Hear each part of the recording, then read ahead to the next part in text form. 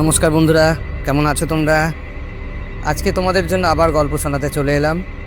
গল্পটি যদি ভালো লাগে অবশ্যই অবশ্যই আমার চ্যানেলটিকে সাবস্ক্রাইব করবে বন্ধুরা। দেখ, আজকে যে গল্পটি তোমাদের শোনাতে এসেছি নাম সত্যি ভূতের গল্প। লেখক শিশির বিশ্বাস, গল্প পাঠে আমি সাধন ঘোষ। রাত তখন 1:30টার ঘর পেরিয়ে গেছে। মানিকতলার মোড়ের কাছে ট্রাকটা নামিয়ে দিল ওদের। আর সেই মুহূর্তে ঝুপ করে চারপাশ ঘন অন্ধকারে ছেয়ে গেল। লোডশেডিং। ট্রাকটা অবশ্য দেরি করলো না, মুহূর্তেই হেডলাইট জেলে প্রায় ছুটেই পালিয়ে বলা যায়। পথের উপর দাঁড়িয়ে টুটুনের তখন প্রায় ভ্যাবাথেকা অবস্থা। অন্ধকার রাতে শহর কলকাতার পথের অবস্থা এমন হতে পারে তার জানা ছিল না। চারপাশে ঠিক ঠিক অন্ধকার, সামান্য আলোর চিহ্ন মাত্র নেই। তার উপর হাড় কাঁপানো ডিসেম্বর মাস। একটি মানুষেরও কোথাও দেখা নেই। কলকাতার আকাশে তারার দল অনেক দিন আগেই হারিয়ে গেছে, কিন্তু চাপটা রয়েছে এখনো। আজ সেটাও নেই। ব্যাপারটা খেয়াল হতে টুটুনের গায়ে হঠাৎ কাঁটা দিয়ে উঠল। আজ না অমাবস্যা? সোনাদার পাল্লায় পড়ে গন্ডগোল আজ থেকেই শুরু হলো। টুটুন সবে 9 বছরে পড়ল এবার। অমন শান্ত ছেলে বাড়িতে আর দুটি নেই। Joint family. বাড়িতে মানুষ কম নয়, তবু সবার কাছে ও হাদা গঙ্গারাম। আসলে লেখাপড়ায় মনোযোগী হলেও টুটুন একটু ভীতু স্বভাবের। বেজায় ভূতের ভয়। তাই নিয়ে বাড়ির সবাই হাসি ঠাট্টা করলেও টুটুন নিরুপায়। যে যাই বলুক, ভূত তো আর ছেলে খেলার বস্তু নয়। ভূত মানেই লিকলিকে একটা ছায়া মূর্তি। কেউ তালগাছের মতো ঢেঙা, গর্তের মধ্যে ভাঁটার মতো চোখ, কারো আবার ঘাড়ের উপর দুটো মাথা, কিংবা একেবারেই নেই, কন্ধ কাটা। হাড় সর্বস্ব কঙ্কাল শরীর, খটখট শব্দে হাঁটে। আর এই অমাবস্যার নিশুতি রাতে কাউকে একবার নাগালে পেলে বেচারা এরপর আর ভাবতে পারল না। গায়ে কাঁটা দিয়ে উঠতে লাগলো। ডান হাতের মুঠো কপাল আর বুকে ছোঁয়ালো। টুটুনের সোনাদা অর্থাৎ জেঠতুতো দাদা মনোজ আবার একেবারেই অন্যরকম, ডাকাবুকো ধরনের। এবার উচ্চ মাধ্যমিক দেবে। স্কুলে ফুটবল টিমের আবার ক্যাপ্টেন। বাড়ির ছোট ভাই বোনদের কাছে সুপারম্যান। আজ নিশুতি রাতের এই ব্যাপার মনোজেরই জন্য। শীতটা এবার জাঁকিয়ে পড়তেই বড়দিনের ছুটিতে মনোজ দিন কয়েকের জন্য টুকি পিসিদের গ্রামের বাড়িতে বেড়াতে যাবে ঠিক করেছিল। টুটুনকেও সঙ্গে নেবার ইচ্ছা, তাই বাড়ির কেউ আর আপত্তি করেনি টুটুন নিজেও। আসলে টুকি পিসিদের বাড়ি বসিরহাটের ওদিকে, ইছামতি নদীর ধারে। কলকাতার এই গণ্ডি থেকে বেরিয়ে কয়েকটা দিন বেশ কাটানো যাবে। দুটো দিন বেশ মজাতেই কেটেছিল টুটুনের। অনেকটা জায়গা নিয়ে পিসিদের বাড়ি, লাগোয়া মস্ত বাগান, ইছামতি নদী, সদ্য কেটে নামানো খেজুরের রস, নৌকো নিয়ে নদীতে ঘুরতে বেড়ানো। ভালো না লেগে উপায় কি? এর উপর শীতে নলেন গুড়ের পিঠে পায়েস আর পিসিদের পুকুরের পাকা রুই, এসব তো ফাও। টুটুনের আরও 2-1টা দিন থেকে যাবার ইচ্ছে ছিল, কিন্তু মনোজের মতলব বোঝা দায়। দুদিন যেতে না যেতেই বলল, তৈরি হয়ে নে টুটুন, আজই ফিরব। আরও কয়েকটা দিন থেকে যাবার জন্য পিসিও অনেক করে বলেছিল, কিন্তু কানেই নেয়নি মনোজ। পরদিন ওর নাকি ক্রিকেট ম্যাচ আছে, ফিরতেই হবে। তা ফিরতে যখন হবেই, দুপুরের মধ্যে বের হলে সময় মতো বাস মিলত। কিন্তু মনোজ সব ব্যাপারেই ডোন্ট কেয়ার। দুপুরে ভুরিভোজের পরে সামান্য গড়িয়ে নিতে গিয়ে দুজনেই তলিয়ে গিয়েছিল গভীর ঘুমে। সেই ঘুম যখন ভাঙল তখন প্রায় সন্ধে।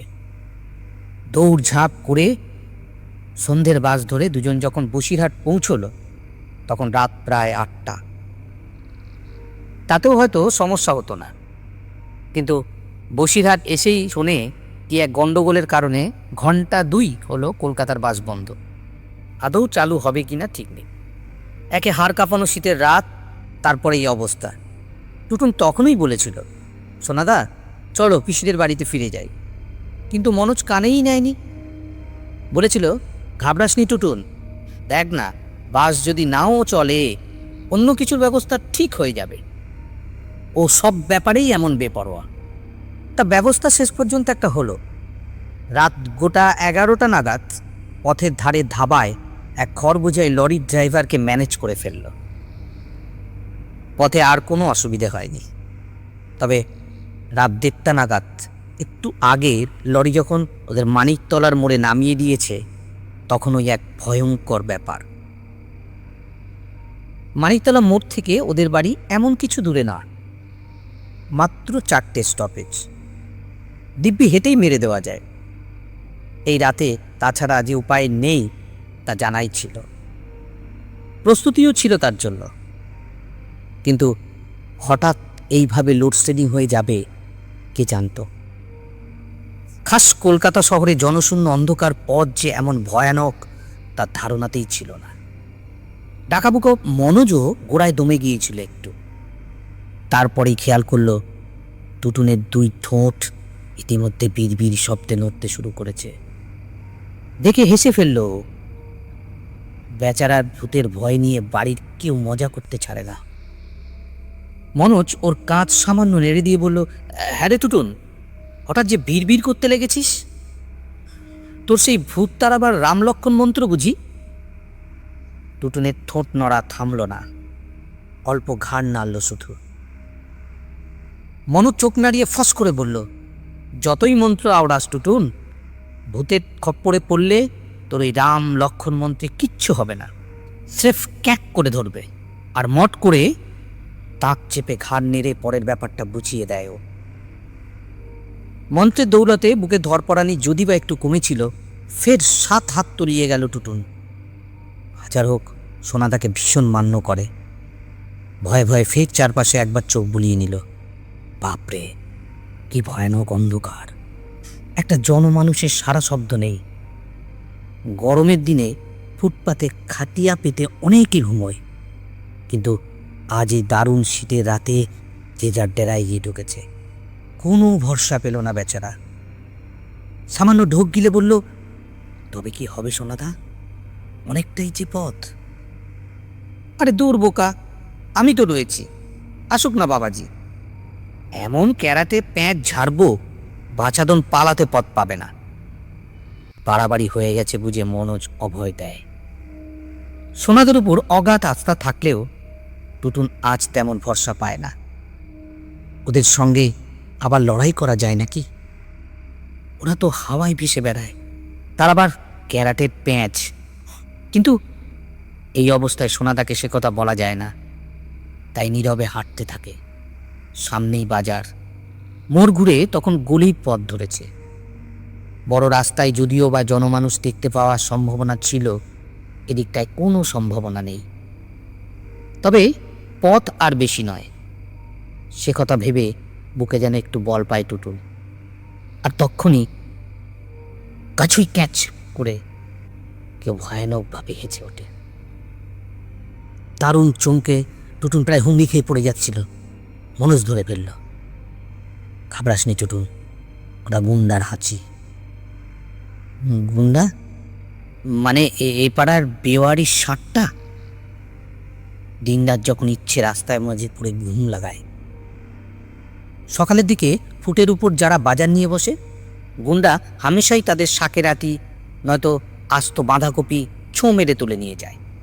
কাঁধের তেল চিটে গামছাও ছাড় পায় না, কাউকে পরোয়াই করে না। দোকানিরা তাই ভয়ে ভয়ে থাকে। গুন্ডা নামটা ওরাই দিয়েছে, কিন্তু তার গায়ের রং তো সাদা, দশাশই শরীর। যত অন্ধকারই হোক, সামান্য হলেও চোখে পড়বে। কিন্তু কোথাও কিচ্ছু দেখা যায় না কেন? দেখতে দেখতে টুটুনের গলা শুকিয়ে কাঠ হয়ে এলো। কোনো মতে সামান্য ঢোক গিলে ধরা গলায় বলল, সোনাদা, ওটা গুন্ডার হাঁচি নয়, আজকে অমাবস্যা, ওনারা বেরিয়েছেন। তুমি কেন নাম করলে ওদের? টুটুনের কথা শেষ হতেই ফের ফ্যাচ করে সেই হাঁচি। অমাবস্যা শুনে ডাকাবুকো মনোযোগ একটু দমে গিয়েছিল। নিশুতি রাতে ফের হাঁচির শব্দে চারপাশে তাকায়, কিন্তু গাঢ় অন্ধকারে কিছুই নজরে পড়ে না। ওদিকে টুটুন প্রায় ভেঙে পড়েছে। শুকনো গলায় বলল, এবার কি হবে সোনাদা? দূর দূর ভীতু, ওটা গুন্ডারই হাঁচি। শীতে আশেপাশেই কোথাও ঘাপটি মেরে আছে। তাড়াতাড়ি পা চালিয়ে চল দেখি, কোনো দিকে তাকাসনি। এই তো আর কয়েকটা বাড়ি মাত্র। সামান্য ঘাবড়ে গেলেও টুটুনের কাছে তা প্রকাশ করা যায় না। মনোজ তাই হনবন করে দ্রুত চলতে শুরু করে। স্পোর্টসম্যান মনোজের সেই চলার সঙ্গে পা মেলানো সহজ নয়। তাল রাখতে গিয়ে টুটুন প্রায় ছুটতে শুরু করে। এবার একটু আগেও শীতের কামড়ে গায়ে কাঁপুনি দিচ্ছিল, এখন রীতিমতো ঘামতে শুরু করেছে। আর একটা মাত্র বাড়ির পরেই ওদের দুতলা বড় বাড়িটা। সামনে ভেজানো সদর দরজা ভিতর থেকে বন্ধ। মনোজকে টপকে টুটুনই আগে এগিয়ে যায় দরজার পাশে বেল টেপার জন্য, কিন্তু ওকে আটকে ওঠে, দুপা পিছিয়ে আসে টুটুন। সদর দরজার সামনে গাড়ি বারান্দার নিচে দরের উপর দুটো মাথাওয়ালা কি বসে। গাঢ় অন্ধকারে গর্তের ভিতর ভাটার মতো দুজোড়া চোখ তাকিয়ে আছে ওদের দিকে। হঠাৎ এই দৃশ্য দেখে বেচারা টুটুনের তো দম বন্ধ হবার জোগাড়। ওই সময় সেই দুই মাথাওয়ালা মূর্তিটা হঠাৎ উঠে দাঁড়ালো। সরু লিকলিকে দুপা ফেলে এগিয়ে আসতে লাগলো ওদের দিকে। টুটুনের বুকে রক্ত তখন প্রায় হীন। সামনেই বাড়ি, অথচ চিৎকার করার মতো সামান্য শক্তিও তখন শরীরে অবশিষ্ট নেই। দুই মাথাওয়ালা সেই ভয়ানক মূর্তিটা তখন কাছে পৌঁছে গেছে। মাথাটা ভীষণভাবে দুলে উঠল ওর। হয়তো আর একটু হলেই ঘুরে পড়ে যেত। এমন সময় মূর্তিটার একটা মাথার ঠোঁট ফাঁক হতে অন্ধকারে দুই সার দাঁত বের হয়ে এলো। দাদা বাবু, আমি জটাই। ছেলেরা শীতে বেজায় কাঁপতেছিল কিনা, তাই আপনাদের ছাদের তলায় বসেছিলাম। অপরাধীর মতো মুখ করে মূর্তিটা দাঁড়িয়ে রইল ওদের সামনে। ওই অন্ধকারেও বেশ বোঝা যাচ্ছিল লোকটা শীতে হি হি করে কাঁপছে। গোড়ায় ঘাবড়ে গেলেও মনস ততক্ষণে সামলে নিয়েছে। নির্বাক হয়ে দাঁড়িয়ে থাকা টুটুনকে সামান্য নাড়া দিয়ে বলল, কিরে ভিতর ডিম, চিনতে পারলি না ওকে?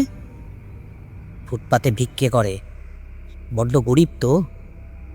ছোট ছেলেটাকে কোলে নিয়ে সম্বল একমাত্র চাদরটা গায়ে চড়িয়েছে। শীতে কেমন কাঁপছে দেখ। টুটুন তবু তাকালো না। ছল ছল চোখে বলল, ভূতদের বড্ড কষ্ট, তাই না সোনাদা? আজকে আমার গল্পের এখানেই সমাপ্তি।